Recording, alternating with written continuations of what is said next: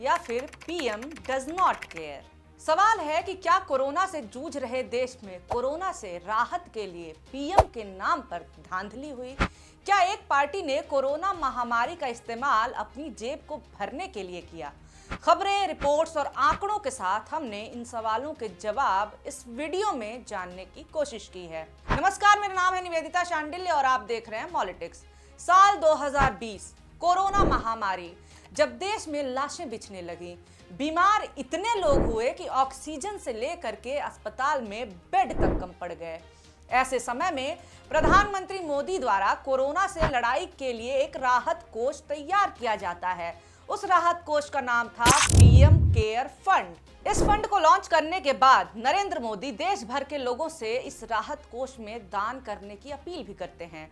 प्रधानमंत्री नरेंद्र मोदी ने ट्वीट के जरिए अपील करके कहा कि कोविड-19 जैसी आपात स्थिति से निपटने के लिए प्रधानमंत्री नागरिक सहायता और आपात राहत कोष यानी कि पीएम केयर्स फंड की स्थापना की जा रही है और लोग उसमें दान करें। प्रधानमंत्री ने ट्वीट में कहा कि इस कोष का इस्तेमाल भविष्य में आने वाली दिक्कत की घड़ियों में भी किया जाएगा।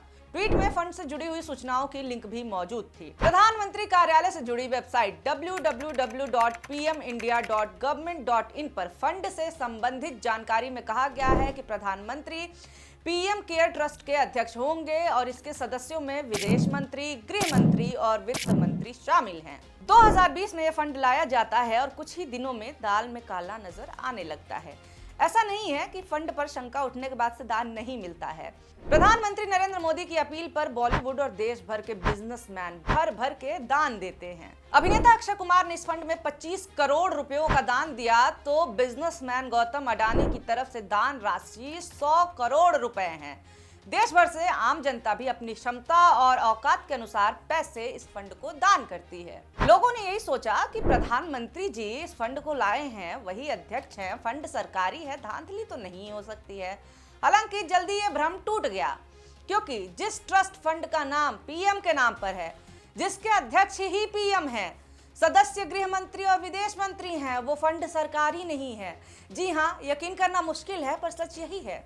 सरकार ने खुद ये जानकारी दी कि पीएम केयर फंड सरकारी ट्रस्ट फंड नहीं है और ये बात सरकार ने कोर्ट में कही। एक सरकार का लाया हुआ फंड गैर सरकारी कैसे बना उसको भी समझेंगे, पर पहले ये जानते हैं कि क्या सच में इस फंड में घोटाला हुआ है और अगर हुआ है तो कितने रुपयों का हुआ है और कितना बड़ा घोटाला है।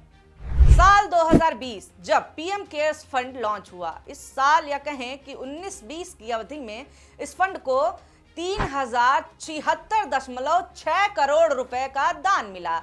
साल 2020-21 में दान में जबरदस्त उछाल आया और इस दौरान कुल 10,990.2 करोड़ रुपए का दान मिला। साल 21-22 में फंड में कमी आई और कुल 9,131.9 करोड़ रुपए का दान पीएम केयर्स को मिला। लगभग 494 करोड़ रुपए विदेश से मिले अनुदान के जरिए जमा किए गए।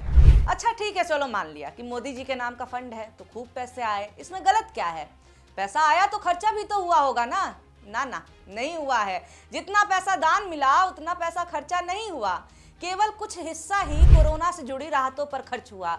बाकी पैसे कहां गए इसके बारे में किसी को पता नहीं, और हाँ, पता लगाना नामुमकिन भी है, क्योंकि सरकार ने पीएम केयर्स फंड को सूचना के अधिकार यानी आरटीआई से बाहर कर दिया। यानी कि जिस जनता से पैसा दान लिया गया उससे ये अधिकार छीन लिया गया कि वो इस फंड के बारे में कुछ भी जान पाए। पीएम केयर्स फंड में से जनता के ऊपर खर्चा कितना हुआ? फंड के वेबसाइट पर ऑडिटेड फाइनेंशियल रिपोर्ट मौजूद है, जिससे पता चलता है कि पीएम केयर्स की कुल राशि का 1/3 हिस्सा ही खर्च किया गया है। बाकी पैसा कहां गया, किसके पास है, उसका क्या इस्तेमाल हुआ, इसके बारे में कोई जानकारी नहीं है। ऑडिट रिपोर्ट के मुताबिक साल 2020-21 में 10,990.2 करोड़ रुपए का दान मिला, लेकिन खर्चा केवल 3,976 करोड़ रुपए ही किया गया। बाकी के 7,044 करोड़ रुपए कोरोना से जुड़ी सुविधाओं पर खर्च नहीं हुए हैं। कहां खर्च हुए हैं भी या नहीं, इसकी भी जानकारी नहीं है। इतनी बड़ी धनराशि का केवल 30% काम के लिए इस्तेमाल होना बहुत सारे सवाल खड़े करता है, पर साथ ही साथ इस पर भी नजर डाली जानी चाहिए कि जो पैसा जनता के लिए खर्च किया गया वो सच में जनता के काम आया भी या नहीं आया। ऑडिट रिपोर्ट में बताया गया है कि देश के विभिन्न सरकारी अस्पतालों में 50,000 के लगभग वेंटिलेटर मुहैया कराए गए, जिस पर 1,131 करोड़ रुपए खर्च हुए हैं। सरकार द्वारा उपलब्ध कराए गए ये वेंटिलेटर ज्यादातर खराब निकले या फिर अस्पताल कर्मचारियों को उनका उपयोग ही नहीं पता था।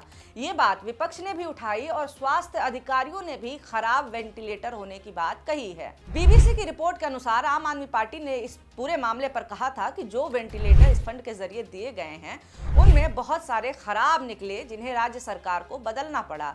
इसी तरह की शिकायत देश के कुछ अन्य राज्यों से भी मिली।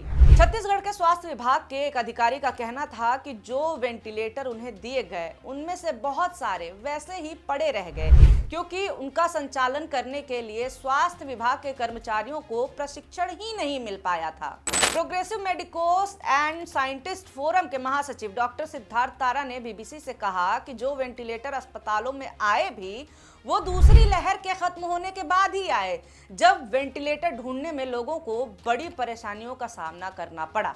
सूचना के अधिकार के लिए काम करने वाले कार्यकर्ताओं ने इस फंड को लेकर अदालत के दरवाजे भी खटखटाए और मांग की कि इसे सूचना के अधिकार में लाया जाना चाहिए और इससे संबंधित जानकारी जब मांगी जाए तो उसे उपलब्ध कराया जाए।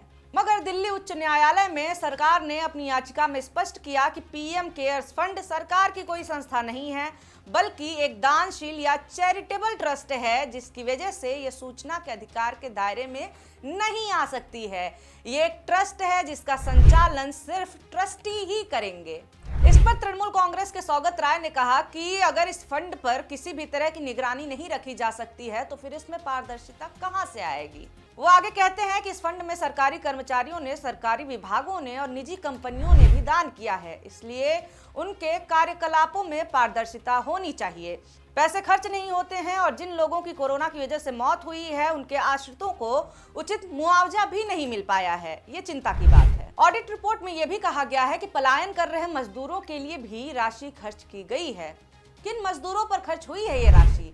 कोरोना की पहली लहर में लॉकडाउन लगता है, कहीं से कोई सुविधा ना मिलने पर मजदूर दिल्ली जैसे बड़े शहरों से अपने गांवों की तरफ पलायन करने लगते हैं। दिल्ली से घर जाने के लिए बस और ट्रेन ना मिलने पर मजदूर हजारों किलोमीटर पैदल ही अपने घरों के लिए अपने परिवार के साथ निकल गए। लॉकडाउन से काम धाम बंद हो गए। ऐसे मुश्किल हालात में लाखों की संख्या में श्रमिक मजदूर अपने बूते ही अपने घरों की तरफ चल दिए। कोई पैदल था तो कोई साइकिल से, कहीं ट्रकों में भरकर तो कहीं ट्रेन की पटरियों पर चलते हुए लोग अपने घरों की तरफ पहुंच रहे थे। अधिकतर मजदूरों का पलायन उत्तर प्रदेश और बिहार की तरफ हो रहा था। दिल्ली, मुंबई, बंगलुरु, पंजाब, अहमदाबाद जैसी जगहों से लंबे समय तक पलायन जारी रहा। ये पलायन पहली लहर में भी देखने को मिला और उसके बाद दूसरी लहर के लॉकडाउन में भी। उस वक्त पैदल चल चल करके सड़कों पर मजदूरों की मौत तक हो गई। उस समय राज्य सरकार और केंद्र सरकार एक दूसरे पर आरोप मढ़ने में लगे रहे। ऐसे में सवाल यही उठता है कि अपने हाल पर छोड़ दिए जाने के बाद मजदूरों पर राशि खर्च करने का दावा कितना सही है। हमारा चैनल मॉलिटिक्स एक के बाद एक भाजपा सरकार में हुए घोटालों के बारे में फैक्ट्स और आंकड़ों के साथ आपके सामने रिपोर्ट्स रख रहा है।